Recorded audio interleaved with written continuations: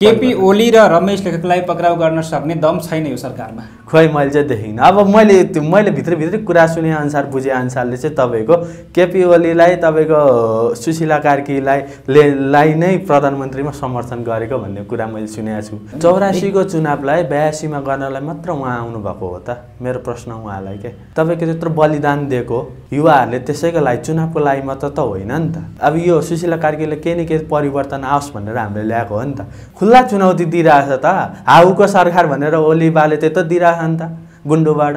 खोइ त अहिलेसम्म हाउकै सरकार जस्तो भएको छ। अब बालेन शाहले खालि फेसबुकमा त स्ट्याटस हाल्ने।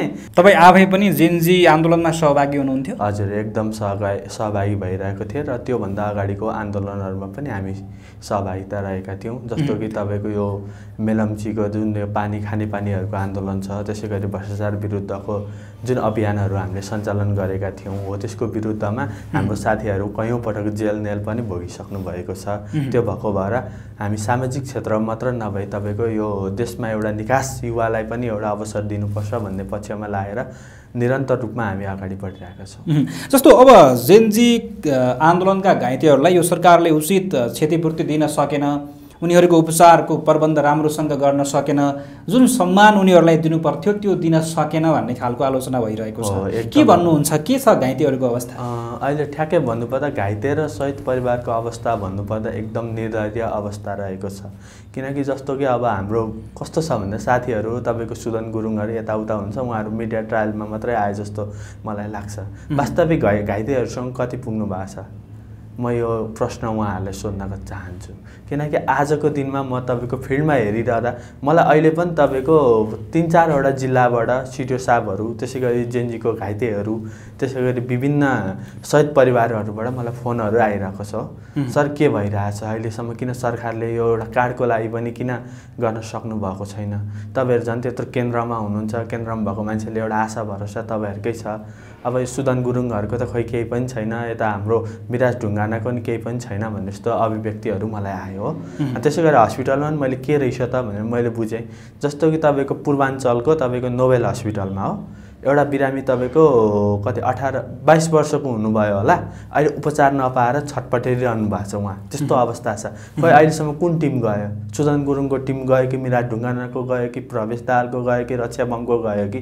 उहाँहरूलाई मेरो ठाडो प्रश्न हो यो चाहिँ। किन भन्दाखेरि यत्रो तपाईँहरू उहाँबाट हेर्नुहुन्छ भन्नुभयो होइन, यति जेनजीहरूको लिड गर्दै हुनुहुन्छ भने एउटा जेनजीको शहीद परिवार र घाइतेलाई नि हेर्नु पर्ला नि त।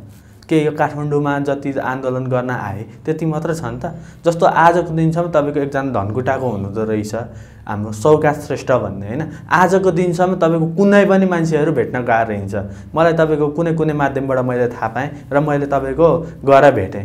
त्यो भाइ यति खुसी हुनुभयो कि त्यस्तो अवस्था रहेको छ घाइतेहरूको। र तत्काल अहिले तपाईँको जुन सरकारले अहिले 15,000 दिने भनेको छ नि, मलाई यसमा चाहिँ तपाईँको यो मलाई चित्त बुझेको छैन। र आगामी यो सम्पूर्ण जेनजीको शहीद परिवारहरू र घाइते परिवारहरू कसैलाई पनि चित्त बुझ्ने छैन भन्ने लाग्छ। के भन्नुहुन्छ प्रधानमन्त्री सुशीला कार्कीज्यूलाई, जो आफू जेनजी सरकारको लिडर हुनुहुन्छ होइन? हजुर, सरकारको नेतृत्व गरिराख्नु भएको छ। सरकारको नेतृत्व गरिरहनु भएको छ। अब कस्तो छ भन्दाखेरि शहीद र घाइते परिवारको मागलाई सम्बोधन गर्नु पर्यो, भ्रष्टाचारको अन्त्य हुनु पर्यो, हत्यारालाई कारबाही हुनु पर्यो भनेर जुन तपाईँको यो आन्दोलनमा होमिएका थियौँ हामी युवा होइन, त्यसको सिलसिलामा खै त आजको दिनसम्म किन निकास आउन सकेन त? खै त सरकारलाई उल्टा त्यो सङ्केत देखिएन? त्यो सङ्केत त खोइ त के देखियो त? त्यस्तो अब तपाईँ एउटा आन्दोलन हुन लाग्यो भनेपछि च्याप्पै कराब झ्याप पार्ने, समाएर हालिहाल्ने। त्यसै गरी अर्को तपाईँको केही हुन लाग्यो भने युवाको बोलीलाई झन् दबाउन खोजे जस्तो पो देख्दैछु त म त। जेनजीको नामबाट आएको यो जुन सरकार छ उल्टा जेनजीलाई नै दबाएर चाहिँ तपाईँको अब भनौँ न एक किसिमको तपाईँको माहौलै अर्कै बनाइरहेको जस्तो लाग्छ मलाई चाहिँ अहिले हेर्दा प्रत्यक्ष रूपमा। जस्तो कि अब हाम्रो साथीहरू तपाईँको केही महिना अगाडि मात्र तपाईँको केही एउटा आन्दोलन गर्ने भनेर त्यहाँ सिडिओबाट अनुमति लिनुभएको थियो होइन। त्यसको सिलसिलामा तपाईँको त्यो सानो बहिनीहरू थियो नि, भाइ बहिनीहरू जेनजी युनाइटेड मुभमेन्टको, त्यहाँ मैले हेरिरहेको थिएँ क्या। म नि हेरिरहेको छु नि त कहाँ के भइरहेछ भन्ने टपिक्समा।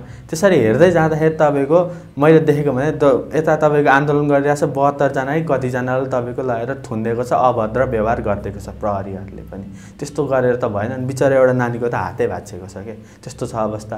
र अब यो 15,000ले क्षतिपूर्तिले त के होला र? खै तपाईँको अब हस्पिटलको बिलै आएछ 2-3 लाख होइन, अब एउटै बिरामीको तपाईँको मैले देखेको छु 10 लाखसम्म नि आएको छ क्या अपरेसनको सिलसिलामा हैन। अब यो बिपी भएर जान्छ, अब त्यति हो 15,000 हो उनीहरूको मोल। तर मैले मोल तोक्न चाहिँ खोजेको होइन हैन। जस्तो अब यो त निस्वार्थ भावमा एउटा गरिएको आन्दोलन हो नि त, एउटा निकास दिनको लागि। खोइ त अब त्यो पुरा भयो त छैन नि हैन।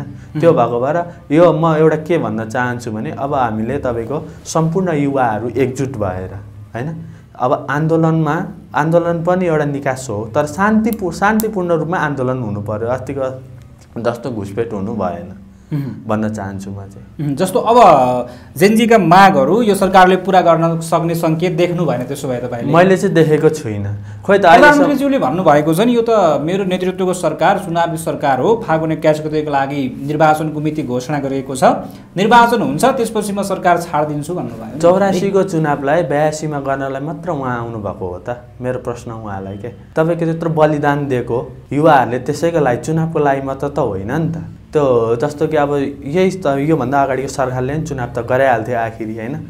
ओलीकै सरकारले गराउँथ्यो होला, देउवाकै सरकारले गराउँथ्यो होला। अब यो सुशीला कार्कीले केही न केही परिवर्तन आओस् भनेर हामीले ल्याएको हो नि त।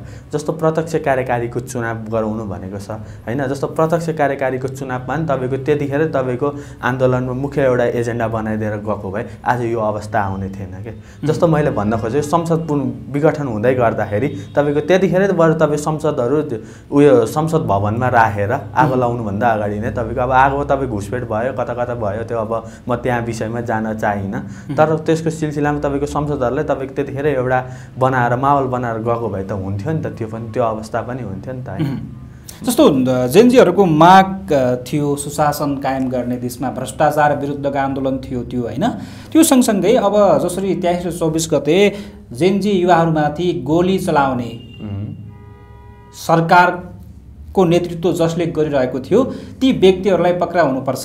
तत्कालीन प्रधानमन्त्री केपी शर्मा ओली र रमेश लेखकलाई पनि पक्राउ गर्नुपर्छ, कानुनी कठघरामा उभ्याउनुपर्छ उनीहरूलाई भन्ने तपाईँहरूको माग अहिले पनि यथावत छ? यथावत छ। यो त तपाईँको जस्तो कि तपाईँको बङ्गलादेशको घटनामा पनि तपाईँको त्यही हो नि त हैन। जस्तो कि शेख हसिनालाई अहिले मृत्युदण्डको सजाय सुनाइयो नि त हैन। त्यो किन गरे जस्तो अब अनुसन्धान हुँदै होला, लाग्यो होला अलिकति समय, हामी मान्न तयार। तर केही न केही त भित्रभित्र तपाईँको त हुनु पर्यो नि त। खोइ त तपाईँको खुल्ला चुनौती दिइरहेछ त हाउको सरकार भनेर ओली बाले त्यत्रो दिइरहेछ नि त गुन्डोबाट।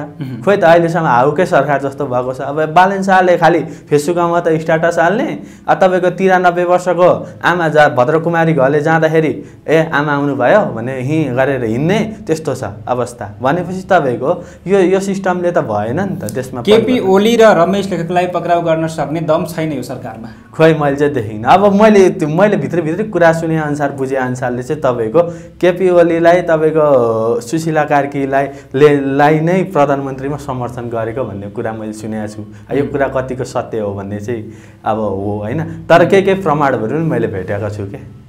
त्यो प्रमाण भेट्नु भएको छ? हजुर एकदम छ।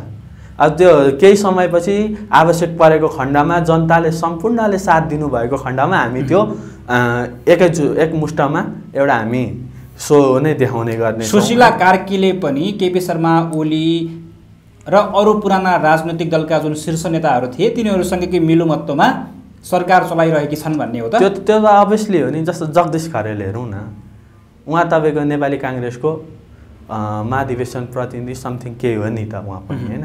जस्तो उहाँ दोलखाको होइन। उसो त सबै देखिएका छन् नि। जस्तो सुशीला कार्की पनि नेपाली काङ्ग्रेस निकट मानिनुहुन्छ हैन। हजुर। गृहमन्त्री ओम प्रकाश अर्याल पनि कुनै दिन नेकपा एमालेको कार्यकर्ता हुनुहुन्थ्यो भन्ने हैन। जस्तो मैले के भन्न चाहन्छु भने यो जेनजी मुभमेन्टभन्दा अगाडि सबैजना एउटा न एउटा पार्टीमा एउटा केहीमा त हुनुहुन्थ्यो। आस्था सबैको हुन्छ, तपाईँ मान्छ म मान्छ सबैमा हुन्छ। तर कस्तो छ भने सक्रिय सदस्यता देखियो। तर जेनजी सरकारमा बसेर काम गरिरहँदा पनि त्यो आस्था देखिने झल्किने भयो नि त उहाँहरूको गराइबाट। म एउटा पटक मेरै फेसबुक स्ट्याटसहरू तपाईँले बारम्बार चेक पनि गर्न सक्नुहुनेछ हैन। अहिलेसम्म मैले भने दल खराब कदापि पनि होइन, दल खराब कदापि पनि होइन। यसमा तपाईँको जुन भ्रष्टाचार जुन यो व्यक्तिहरू छन् उनीहरू हो भन्न चाहन्छु म चाहिँ हैन। जस्तो कि अब कस्तो कन्डिसन छ भने दल खराब कदापि पनि हुँदैन। दल खराब हुने भए तपाईँको अहिलेसम्म त सबै कतिवटा राजनीतिक दल छन् नेपालमा 125 समथिङ भन्दा माथि नै छ, अहिले बढिरहेको छ दिनदिनै। त्यो भएको हुँदाखेरि दल खराब कदापि होइन जति नयाँ दल आयो त उस्तै पऱ्यो भने तपाईँको यहाँ जेनजीले भोट कहाँ हाल्ने, युवाले अब भनौँ न परिवर्तन चाहेका छौँ तर जेनजीको नाममा 50-60वटा त पार्टी दर्ता भएको छ। यसको फाइदा अरूले नै लुटिरहेको छ। यो अवस्था सृजना भएको छ नि त। हस्, समय र संवादको लागि धन्यवाद यहाँलाई। हजुरलाई पनि धन्यवाद।